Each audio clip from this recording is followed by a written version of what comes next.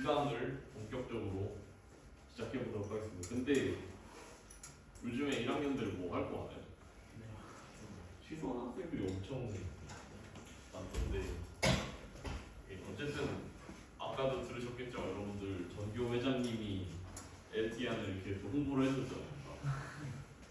그만큼 이런 그런 대회 같은 데 나갈 때도 진짜 인공지능이 좋아요. 이게 왜냐면은 그러니까 여러분들 과제 연구만 봐도 그냥 그러니까 이상한 거에 그냥 인공지능을 넣으면은 약간 좋은 연구가 되거든요. 그게 이게 약간 그리고 쌤들이 그냥 그런 게 나오면 좀 신기해요. 약간 저도 그런 쪽으로 제대로 연구를 해보진 못했는데 선배들 얘기를 들어보면 어쨌든 진짜 신경망 하나로 다 해보는 그래서 이번에는 이제 시작하기 전에 그냥 리뷰를 잠깐 하도록 하겠습니다. 자, 노드 퍼셉트론이라고 얘기하는 거는 입력이 있죠. 그리고 가중치가 있고 바이어스가 있고 활성화 함수가 있어요.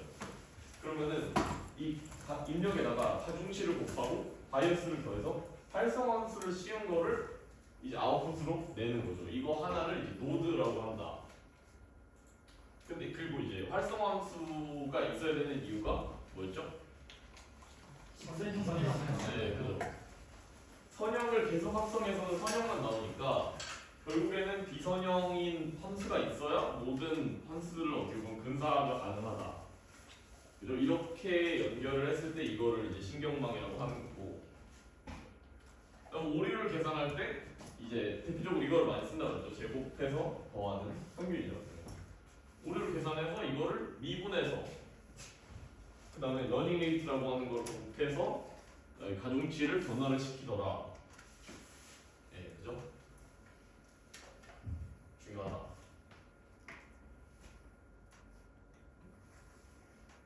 역전파는 이것도 우리가 다 이거를 실습을 해볼 거예요. 그죠? 분류 문제. 이게 왜 나왔냐면 우리가 사실 1강 때 다룬 거는 레그레션이라고 회귀를 하는 방법을 배운 거거든요. 사실 그러니까 입력 값을 가지고 출력 값들을 이제 찾아내는 거죠. 그것도 어떻게 보면 하나의 숫자니까. 근데 이거는 내가 입력 값을 줬을 때 이게 어떤 그 클래스들이 있어요. 예를 들어 이거를 보면은 이게 손글씨 데이터셋인데 이거는 클래스가 얼마일까요? 예, 클래스 0이에요. 이거는 1, 이거는 2가 되겠죠. 예, 이런 클래스들을 이렇게 출력을 시켜야 돼요. 인공신경망이. 근데 그러면 이거를 만약에 만약에 내가 이 이미지를 가지고 1이라는 값을 출력해내는 신경망을 학습시키고 싶다고 합시다. 그러면 이게 레그레션으로 잘 될까요? 네, 잘 안 되겠죠. 왜 잘 안 될까요? 형태가 달라도 같은 숫자일 수 있어. 네, 다시 한번. 네? 형태가 달라도 같은 숫자일 수 있으니까. 형태가 그러니까 위치 같은 게 달라도. 예, 그것도 답이 될 수 있는데 사실 중요한 거는 그러니까 예를 들어 내가 만약에 3이라는 숫자를 가지고 이런 데이터가 있어요. 이거를 가지고 그러니까 값 3을 출력해낸다고 하면은 여기서 만약에 내가 이게 나와야 정답이잖아요. 근데 여기에 만약에 4가 나오거나 5가 나올 수 있다는 거죠. 그러니까 여기는 실수겠죠. 실수 어쨌든 뭐 4.2, 5.3 이런 식으로 나왔다 칩시다. 그러면은 이거 두 개 중에 뭐가 더 이거를 잘 맞춘 거예요? 오차가 적은 거예요? 5.3이요. 오차가 적은. 오차가 적은 건 4점. 그죠? 그러니까 오차가 적은 게 이거라는 거예요. 그럼 이게 왜 잘못된 건지 알겠어요? 실제로는 저게 더 적으면 안 돼요. 둘다 똑같이 이상한 거예요. 5.3이 더 낫겠다. 그죠? 그러니까 우리가 생각하는 거는 3이라는 이 그림 모양만 보죠. 4라는 모양이 있고 5라는 모양이 있을 때 그리고 이게 뜻하는 건 뭐냐면 3이랑 4가 3이랑 5보다 더 비슷하다는 거예요. 뭔 소리인지 이해됐어요? 그러니까 이거를 내가 그냥 그 어떤 실수 하나를 출력하는 신경망을 만들어 버리면은 이런 문제가 발생한다. 그러니까 내가 예를 들어 그러니까 3 나오는데 5가 나온 게 4가 나온 것보다 더 안 좋은 건가? 아니면 4가 나오는 게 더 좋은 건가? 그게 이게 명확하지가 않다는 거예요. 그러니까 이거를 해결하기 위해서 그리고 실제로 뭐 숫자가 아니고 뭐 동물들을 분류한다고 했을 때 그러면 그걸 어떻게 또 숫자로 시킬 것인가? 그죠? 그러니까 이게 중요한 게 순서는 아무런 관련이 없다는 거예요. 그러니까 예를 들어 이거는 그 옷 모양이거든요. 바지, 뭐 신발 이렇게 있을 때 그 얘네들을 어떻게 우리가 수학적으로 딱 봐가지고 신경망에 넣을 수 있을까? 그래서 이게 확률이에요, 확률. 그러니까 우리가 예상하고 싶은 거는 이 이미지가 어떤 클래스에 속하냐 이거를 원하는 거잖아요, 우리가 원하는 건. 근데 그거 대신에 뭐를 하면은 이 이미지가 어떤 클래스에 속할 확률이 몇 프로일까를 보는 거예요. 실제로 정답은 뭐겠어요? 우리가 원하는 정답은 010. 그죠? 전부 다 0인데 하나만 1인 거. 이런 걸 원하는 거예요. 근데 신경망은 실제로 뭐 0.1, 0.1 뭐 이런 식으로 가죠. 신경망이 출력을 하는 거는. 그럼 그 중에서 가장 높은 확률을 가지는 걸 어떻게 보면 그 신경망이 찾은 정답으로 볼 수 있겠다라는 거죠. 그래서 여기서 소프트넥스 함수라는 거를 나오는데 이거를 그러니까 내가 출력한 게 신경망이 출력이 이거라고 봅시다. 그러면은 이거에 소프트넥스라는 함수를 씌워요. 이게 뭐냐면 예를 들어 내가 신경망이 출력한 게 만약에 이게 실수 자료용으로 1, 2, 3 이렇게 출력했다 칩시다. 그럼 이걸 어떻게 변형해서 쓰는 거냐면 2 더하기 2제곱 더하기 2 세제곱분의 2 더하기 2제곱 더하기 2 세제곱분의 2제곱 네, 여기는 2 세제곱 이렇게 변화를 쓴다고요. 왜 이렇게 해야 될까요? 합쳐서 1이 나와요. 그죠. 합쳐서 1이 나와야 되고 한 가지 더 있어요 사실. 둘다 0, 1 사이야. 예, 그죠, 맞죠. 그리고 정확히는 이게 양수예요. 그러니까 여기서는 이게 그 말이 더 맞는 것 같아요. 어쨌든 음수가 나올 수도 있고 1보다 큰 값이 나올 수도 있는데 이걸로 하면은 이제 어쨌든 전체가 합이 1이고 다 0과 1 사이인 어떤 확률을 얻을 수 있다. 이거를 확률로 우리가 얘기를 할 수가 있는 거죠. 그리고 또 중요한 거 하나는 1이 2보다 크면 이것도 얘보다 커야 돼요, 당연히. 네, 이런 성질도 있어요. 어쨌든 이렇게 softmax라는 함수를 씌워가지고 이거를 우리가 확률로 본다. 그럼 여기서 어떤 클래스가 가장 이 모델이 예측하는 걸까요? 그죠? 0.9가 나온 게 이 신경망이 예측한 클래스가 되겠다. 여기서 이제 오차함수로 우리가 원래 알고 있는 그 제곱 평균 오차를 쓸 수도 있는데 여기서는 크로스 엔트로피라는 거를 쓰거든요.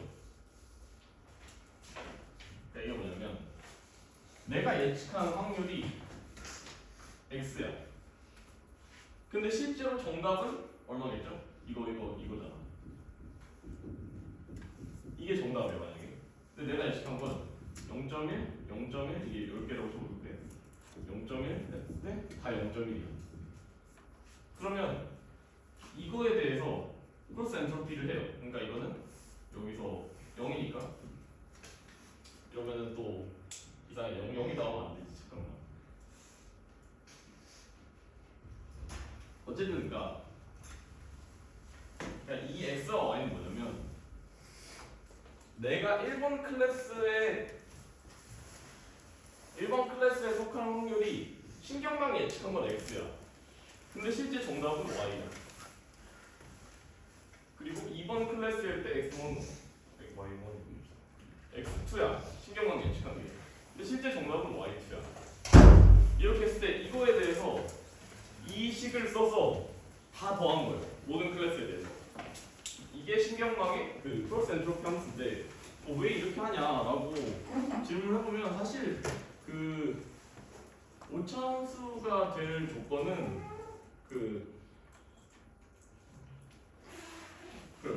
말 나온 게 되게 있어요. 그럼 오차함수가 될 조건이 뭘까요?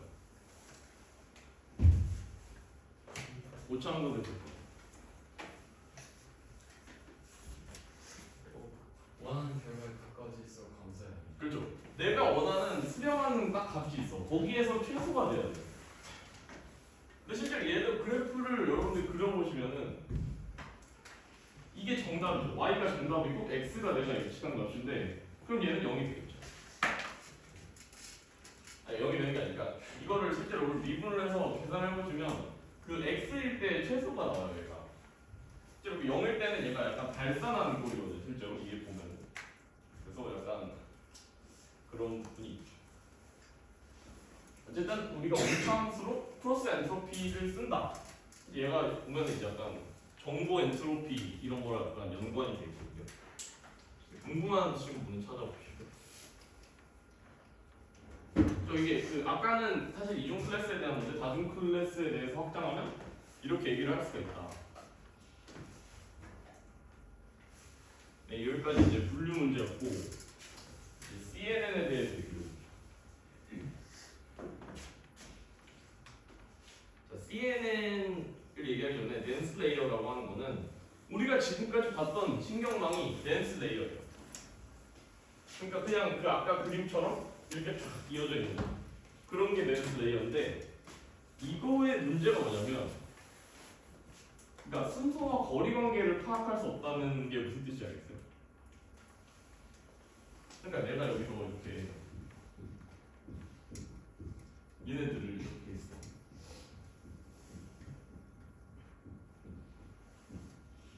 이런 신경망이 있다고 쳤을 때 만약에 이 데이터가 순서가 중요한 데이터, 예를 들어 그 뭐랄까 언어라고 했을 때 언어는 그 단어들의 순서가 되게 중요하잖아요.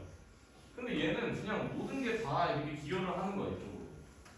그러면 여기랑 여기랑 얘랑 관계가 얘랑 관계보다 중요한데 그거를 사실 반영하기가 힘들다는 거죠. 근데 물론 얘가 학습을 하는 과정에서 이 둘의 근연을 의미하는 웨이트는 커지고 그렇지 않은 웨이트는 작아져서 뭐 나름대로 모델이 그거를 깨달을 수도 있긴 한데 어쨌든 그거는 약간 그러니까 쉽게 수렴하지 않는다는 거죠. 그걸로 학습이 힘들다. 그래서 나온 게 이제 CNN입니다. CNN은 등장. 자 이렇게 보면은 먼저 이제 컨볼루션이라고 하는 거를 우리가 알아야 돼. 컨볼루션 연산을 해가지고 이거를 이렇게 늘려. 그리고 또 이거를 줄이고 이거를 펴서 우리가 아까 그 신경망으로 돌아와서 또 이제 또 이 부분 여기가 댄스 레이어죠. 아까 얘기한. 결국 이거를 가지고 아웃풋을 찾는다 우리가. 자세히 볼게요. 컨볼루션이라고 하는 거는 합성곱이라고 해요. 그리고 컨볼루션 뉴럴 네트워크, 합성곱 신경망 이렇게 얘기를 하는데 이거는 그러니까 어떤 뭐 신호 처리 이런 데서 쓰는 용어인 것 같아요. 그래서 그러니까 뭐 함수 f가 이렇게 있고 함수 g가 이렇게 있을 때 이게 의미하는 건 뭐냐면 얘를 이쪽에서부터 이렇게 와. 얘는 이쪽에서부터 이렇게 와.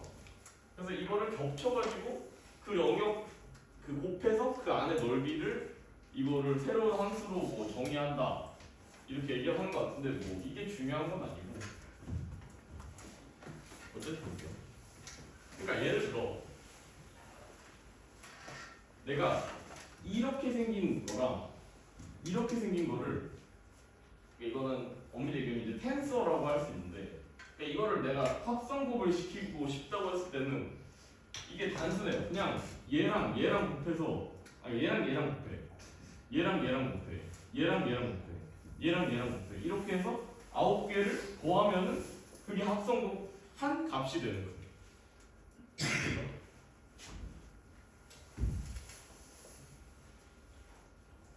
합성곱이 뭔지 알겠죠?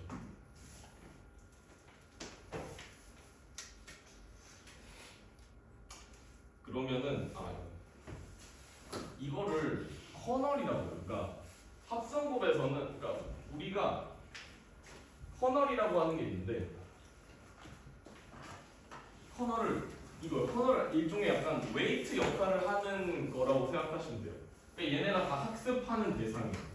얘네도 다 그 역전파를 통해서 학습이 되는데 얘를 이 부분에 이게 우리가 원하는 약간 이미지 같은 거라고 칩시다. 그러면 이 부분에 커널이랑 컨볼루션해요. 그리고 얘를 한 칸 이동시켜. 여기서 컨볼루션 한 값을 여기다 쓰는 거예요. 그리고 또 이렇게 옮겨서 컨버루션한 값을 여기다 쓰는 거죠. 이렇게 하면은 얘가 이거를 세보면 이쪽에 4개가 있고 세로에서 하나, 둘, 셋, 넷 해가지고 그리고 4 곱하기 4의 아웃풋이 만들어져요. 이게 어떻게 보면 하나의 층의 컨볼루션 레이어다 이렇게 볼 수 있고 우리가 원래 데이터를 H 곱하기 W의 어떤 이미지라고 생각해 봅시다. 근데 실제로 이미지는 3차원이에요. 지난번에 얘기했는데 왜 3차원이죠? 이미지가? 그죠? RGB가 있으니까 이거 하나 픽셀에 RGB 3개의 차원이 있는 거예요. 그러면 H 곱하기 W 곱하기 3 데이터인데 우리는 일단 흑백 이미지를 생각해 봅시다. 흑백 이미지는 2차원이 맞죠. 왜냐면은 여기에는 그 검은색과 흰색의 비율을 의미하는 어떤 숫자가 있을 테니까. 그러면은 여기에서 우리가 생각하는 커널의 그 크기가 FH 곱하기 FW라고 해봅시다. 그럼 이거를 얘는 이렇게 왔다 갔다 하면서 전부 다 해서 아까 얘기한 컨볼루션을 하는 거예요. 그러면 아웃풋 데이터는 이렇게 되겠죠. 왜냐면 그러니까 약간 숫자색이죠. 여기에서 몇 개가 들어갈 수 있는가를 보면은 H 빼기 FH 더하기 1, W 빼기 FW 더하기 1. 근데 이게 왜냐? 실제로 우리가 그 커널이라고 하는 필터라고도 해요. 그 커널은 보통 한 개가 아니라 여러 개를 써요. 그래서 아까도 이거를 보시면 아십니다. 얘가 컨볼루션을 해서 이 크기는 더 작아졌는데 늘어났어. 얘가. 그러니까 커널이 지금 이만큼 있었다는 거예요. 얘는. 만약에 하나의 그 컨볼루션이라고 한다면, 그죠? 여기서도 얘기했는데 아까도 이거를 흑백 사진으로 보면은 H 곱하기 W 곱하기 1이다 얘는. 근데 3차원이면은 여기 3의 차원이 더 있는 거죠. 그래서 그러니까 이게 좋은 점이 뭐냐면 그러니까 이렇게 컨볼루션을 했을 때는 그러니까 얘랑 얘가 상관관계 있는 거랑 얘랑 상관관계 있는 거랑 어떤 게 더 결과에 많이 반영이 될까요? 그죠? 가까운 게 더 많이 반영된다는 게 이해돼요. 왜냐면 얘는 사실상 이렇게 거의 약간 무시해버릴 수도 있는 거예요. 얘는 만약에 이 커널보다 커지면 그냥 아예 반영이 안 될 수도 있는 거예요. 근데 만약에 뭐 뒤로 넘어가서 뭐 그럴 수는 있겠지만 그래서 이건 약간 특징을 추출한다고 이해를 하시면 되는데 그죠? 그러니까 각 필터마다 약간 역할이 있는 거예요. 너는 무슨 특징을 추출하고 너는 무슨 특징을 추출하고 약간 이런 거라고 보시면 돼요. 그리고 여기서 패딩이라는 게 나오는데 패딩은 뭐냐면 컨볼루션 하면 우리가 아까도 봤지만 보통 그 크기가 줄어들어요. 이게 아까도 이거를 여기도 보시면은 6 곱하기 6을 3 곱하기 3으로 컨볼루션 하니까 4 곱하기 4가 되죠. 그러면 패딩은 뭐냐면 여기를 다 이렇게 막 0으로 채우는 거예요.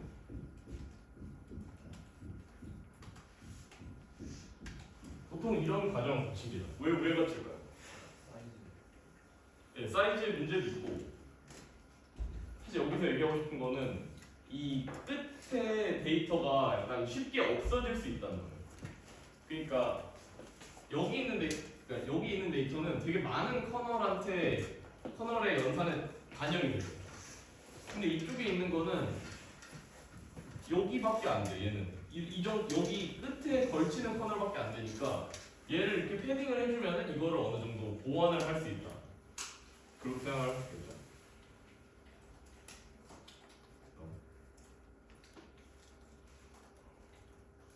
그리고 스트라이드는 우리가 아까 얘기할 때는 이 필터가 한 칸씩 이동하는 걸로 생각을 했잖아요. 근데 이게 이미지 크기가 너무 크다. 이거를 한 방에 팍 줄이고 싶다. 그러면은 이거를 2칸씩 이동해야 돼요. 2칸씩 이동하고 그거를 스트라이드라고 한다. 그래서 보면은 그러니까 필터 쪽 차원은 계속 증가한다는 게 여기 보시면 원래는 h 곱하기 w 곱하기 1이었어. 근데 컨볼루션 그 레이어를 한층 지나니까 이렇게 됐다는 거야. 그죠? 거기서 이제 또 컨볼루션을 한 번 더 해보면은 그러면은 또 얘는 또 줄어들고 여기는 하나가 더 생기겠죠?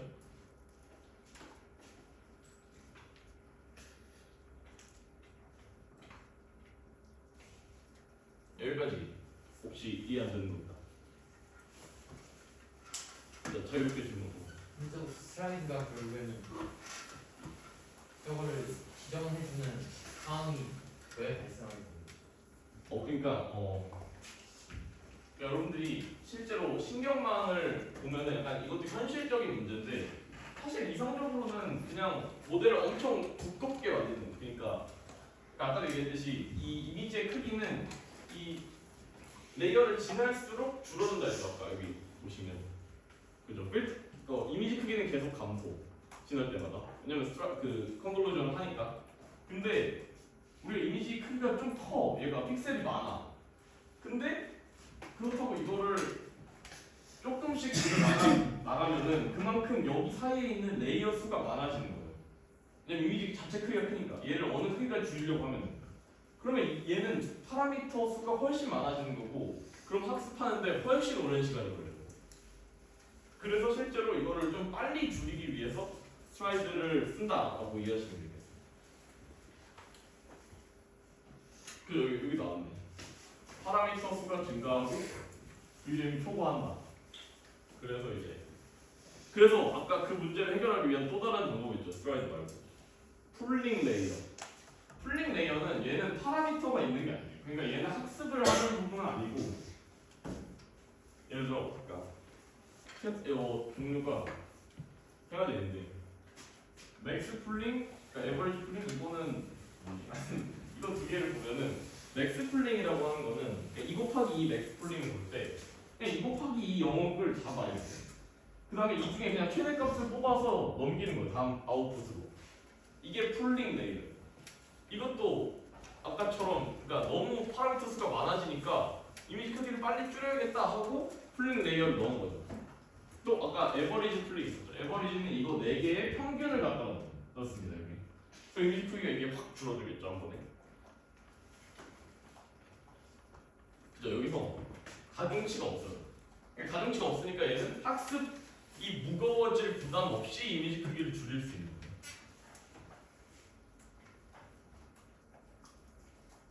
그리고 우리가 만약에 어떤 이거를 분류 문제를 한다고 생각합시다. 우리가 아까 그 손글씨 데이터 기억나죠?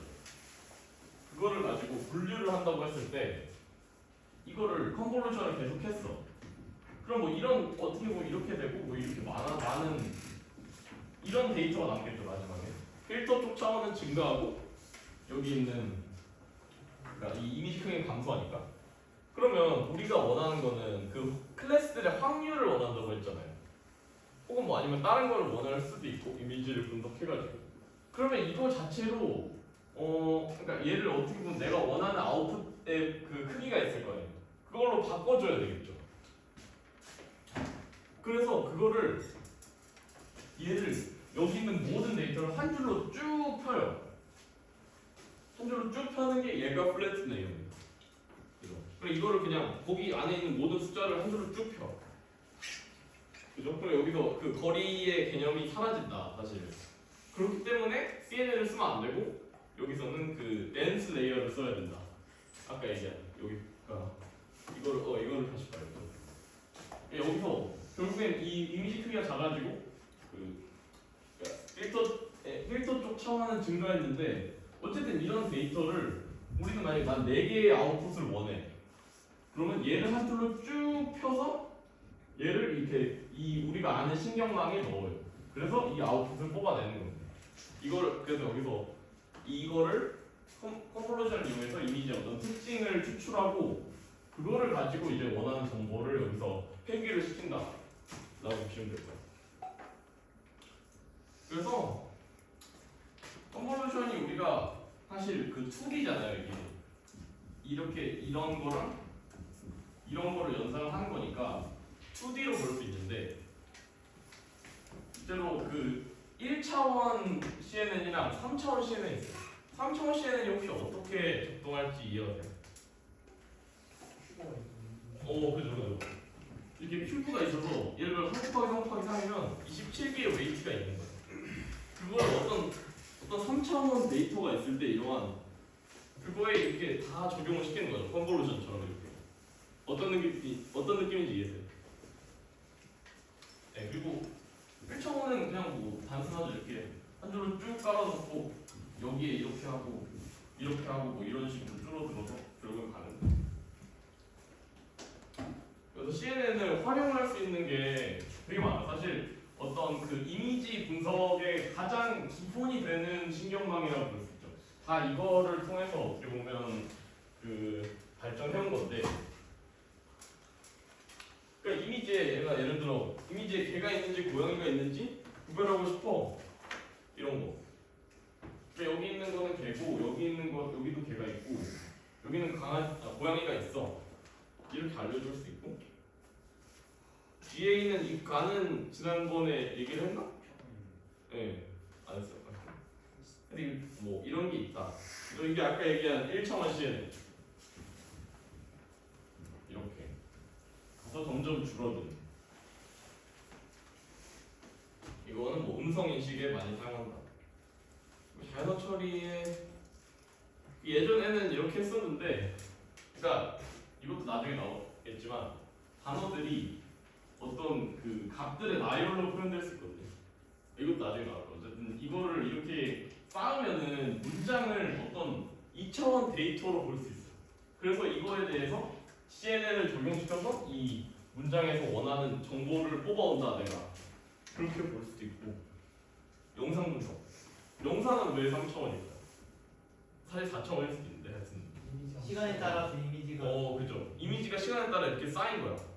엄청 사실 데이터가 많겠죠. 그러면 영상은 그거를 이제 뭐 사용하기도 하는데 뭐 요즘에는 안 쓰죠 이런 거. CNN을 약간 변형을 시킨 게 있는데 이거는 그러니까 얘는 뭐냐면 이거 어떻게 읽어야 되지? 구글네? 구글을 받는 거.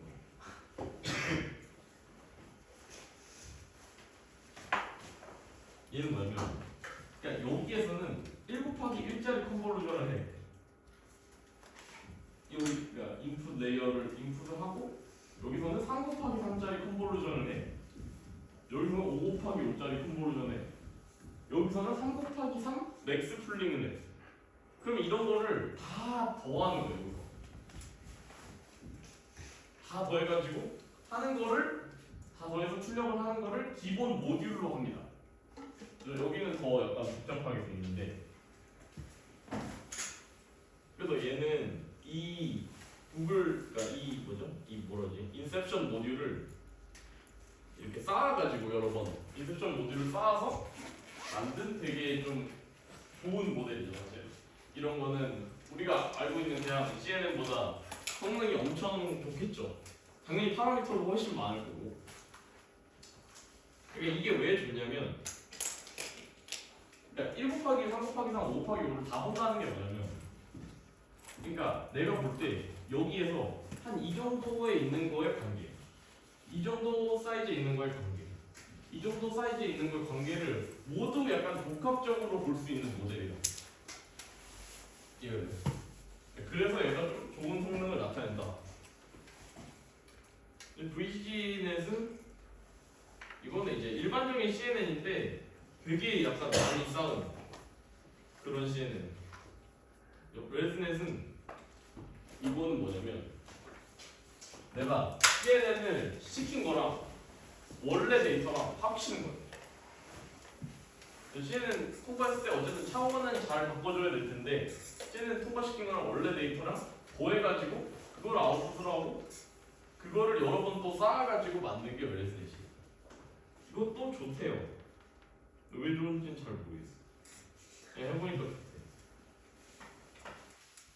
그리고 전이학습인데 이게 요즘에 또 엄청 핫한 주제죠. 그 언어 모델, 그러니까 ChatGPT가 그것도 언어 모델이잖아요, 하나의. 언어 모델인데 그거를 그냥 채집지 말고도 뭐 라마 이런 식으로 해가지고 되게 대기업들이 내놓은 언어 모델이 많아요. 근데 그런 건 사실 일반적인 언어 모델이고, 만약에 내가 원하는 어떤 과제가 있어. 그거를 하고 싶은데 실제로 너무 막막해요 사실. 그거를 되게 어려운 과제일 수 있고. 그러면 이거의 아이디어가 뭐냐면, 다른 사람이 해놓은 거를 조금만 바꿔가지고 내가 쓰자. 그 아이디어에서 나온 게 트랜스퍼 러닝이에요. 그래서 아까 얘기했던 뭐 구글넷, 위시넷, 또 뭐 있었지? 레스넷 이런 거는 엄청 크기가 크고, 이런 걸 내가 처음부터 만들려고 하면은 훈련을 엄청 많이 시켜야 되고, 컴퓨터도 그만큼 엄청 뜨거워지고 또 시간도 엄청 오래 걸려요. 근데 이거를 그냥 시켜놓은 게 있어. 이미 훈련 시켜놓은 게, 그거를 쓰자. 그래서 이미 훈련된 모델에 적당한 부분, 그러니까 모델이 이렇게 있으면 이것 중에서 이만큼은 나의 어떤 그 문제 해결에 도움이 될 것 같아. 이 부분은 조금 관련이 없는 이 부분은 다시 학습을 해야겠다 라고 하면은 그 부분만 다시 학습을 시키는 거야. 근데 그러니까 이게 되게 강력한 거라서 그러니까 인공지능도 다 대회가 있거든요. 그래서 막 예전에 저희 동아리에서 그거에 나가서 상금을 타서 GPU를 사자 뭐 이런 얘기를 막 하셨는데, 고등학생 그거를 하려면은 또 학습을 시켜야 되니까 좋은 GPU가 있어야 또 입상을 할 수 있어서 약간 사장된 그런 얘기였는데, 어쨌든 이게 굉장히 강력하다 트랜스퍼 러닝이. 그리고 이거는 아까 그 얘기한 우리가 단어를 벡터로 나타낼 수 있다고 그랬잖아요. 그러니까 그거를 하는 방법 중에 하나가 원핫 인코딩인데, 얘는 진짜 간단해요. 그냥 이렇게 단어가 있으면 벡터를 그냥 이렇게 잡는 거예요. 이게 하나의 데이터. 이렇게 되게 간단하죠. 이런 방법이 있고, 또 이게 뭐 단어 말고도 그냥 어떤 상태를 내가 어떤 그 임베딩이라고 하는 거는 이거를 어떻게 보면 숫자로 바꾼다. 그러니까 인공지능이 학습할 수 있는 숫자로 바꾼다를 임베딩이라고 하시면 되는데, 그냥 이거를 그냥 다 이런 식으로 해놓는 거야. 그러니까 예를 들어 여기에만 1이 있는 거는 이 상태를 나타내는 거야. 다 이렇게 약속을 해놨다는 거죠. 그거를 원핫 인코딩이라고 한다. 근데 이제 이거는 너무 생각만 해도 이거 너무 약간 없어 보이잖아. 그러니까 이거의 의미도 전혀 반영이 안 돼 있고, 단어에 또 실제로 단어가 한 100개, 200개도 아니고 몇십만 개 이렇게 되잖아요. 그러면 이 크기가 몇십만이 되는데, 그럼 이걸 학습하기에도 되게 까마득하죠. 그래서 이제 워드 트랙이라고 하는데, 이게 되게 신기해요. 이게 뭐냐면 그러니까 이거의 단어의 의미를 파악해서 그거를 어떤 벡터로 만든 거예요. 그러니까 예를 들어 내가 왕에서 남자를 빼, 벡터 연산을 하는 거예요. 그 여자를 더해. 그러면 이 벡터가 나타내는 단어는 여왕이라는 거예요. 무슨 뜻인지 알겠어요? 이렇게 임베딩을 시킬 수가 있어요. 여기 보면은 퀸에서 킹으로 가는 벡터랑 woman에서 man으로 가는 벡터가 같다 라고 생각하니까 이렇게 임베딩을 한다는 거예요.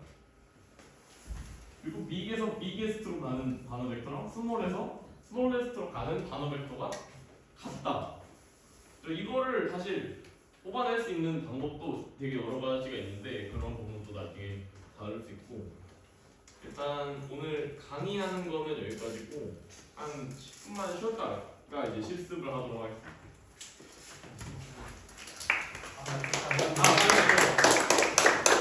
질문 있으면 약간 질문 없죠? 질문? 트랜스퍼 러닝에서 네. 이 부분만 학습을 시킨다는 게 무슨 말인지 모르겠는데, 그러니까 예를 들어 역전까지 시키면 그리고 모든 노드에 그 미분값이 계산하는 네. 이렇게 생각하시면 돼요. 그러니까 내가 이렇게 하나의 모델이라고 쳐봅시다. 그러면 여기 컨볼루션이랑 여기는 그대로 쓰고 이 부분만 내가 다시 학습을 시키고 싶어. 그러면은 여기에만 여기 역전파를 여기까지만 시키면 되는 거예요. 뭔 소리야?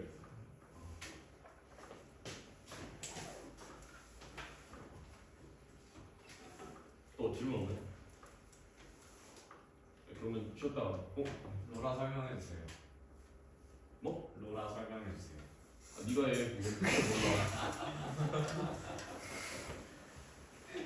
몰라. 설명해주면 좋지 않을까? 제가 설명하고 싶어서 말한 거예요. 사실 언어 모델이 진짜 틀린 것 같은데. 웨이브넷은 뭐야 음성을 받는 모델이 아니라 음성을 만드는 모델 아닌가요? 네, 사실 이거 제가 만든 띠가 아니어서 이게 약간 그 유물 같은 거예요. 우리 동아리에 약간. 아니 불화를 칠 수는 없잖아. 이거 너무 재밌는데.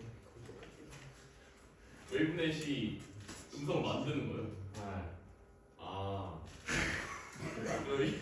이 아웃풋이 얘네가 쌤이죠. 아 그런 거야? 아 그러면은 몰랐네.